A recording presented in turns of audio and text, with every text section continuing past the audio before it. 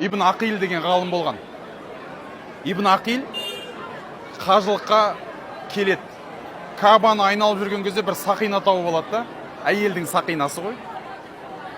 Сол сақинаны бір ақсақал адам жоғалтып алған екен. Сол ақсақал адам іздеп жүріп, Кабаны айналып іздеп жүріп, Ибн Ақилға жолығады ғой. Сол кезде Ибн Ақилға айтады, бір сақина жоғалтып алып едім, көрген жоқсың ба деп. Сақина жоғалтып алып едім, көрген жоқсың ба деп. Сипаттамасын сұраған кезде жаңағы шынымен сол сақина болып шығады, міне мен тауып алып едім деп қайтарып береді да. Сөйтіп үйіне қайтады, қажылықтан жаңағы ақсақал қайтады үйіне. Ибн Ақил Басра жаққа қарай жол жүріп бара жатады.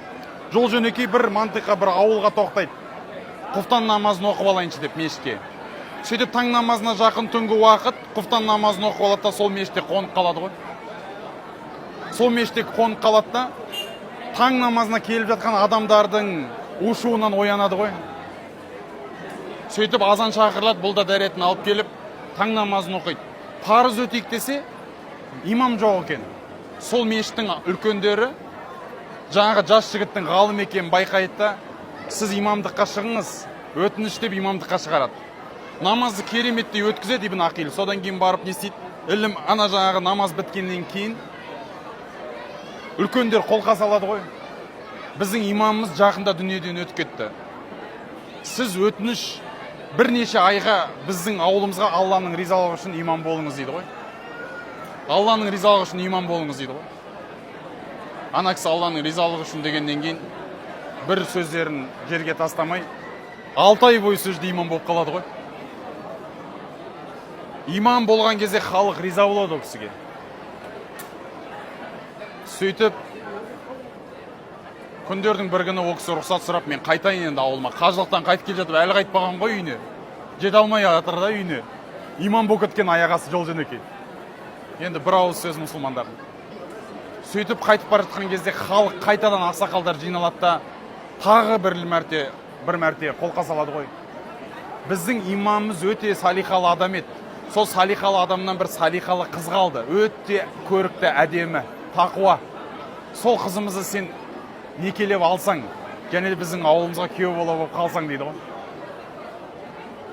Қоймай қойғаннан кейін енді көнетте некелеседі ғой жаңа қызбен, имамның қызымен. Имам қайтыс болып кеткен. Күндер өтеді, әйелімен тату-татты өмір сүріп жатады да бір күні әйелінің қолынан сақина көреді ғой. Содан кейін сұрайды ғой, мына сақинаны сен қайдан алдың дейді. Бұл кезінде менің әкем Меккеден маған сыйлық қылып әкеп берген сақина дейді. Бұның өзінің оқиғасы бар дейді. Меккеде Кағбаның қасында жоғалтып алыпты дейді. Сөйтіп жоғалтып алғаннан кейін бір жас жігіт тауып берген екен дейді.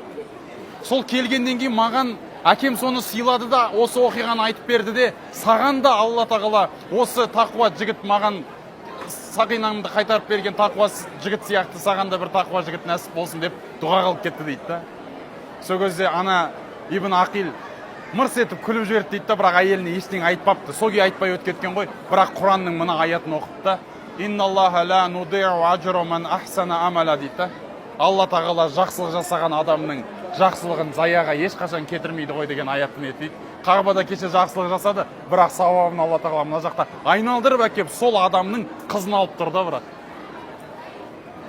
Бұл жерде екі нәрсе. Біріншісі, Меккеде жасалған сауаптың қаншалықты өмірге әсер ететіндігін көрсетіп жатыр, ана өмірге, қайтқаннан кейінгі өмірге. Енді үйге қайтамыз ғой, қайтқан кезде ана жақта проблемалар шешіледі, мына жақтағы жасаған жақсылықтардан. Екіншіден, бұл әкенің балаға жасаған дұғасы. Кейбір жерлерде айтады ғой, әкенің балаға жасаған дұғасы пайғамбарлардың дұғасы сияқты тез қабыл болады дейді. Сонда мына жерде жүрміз.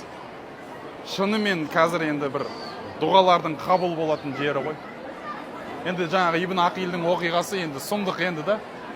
Қалай деймін, тағдыр. Айналып қайтан келіп қалды.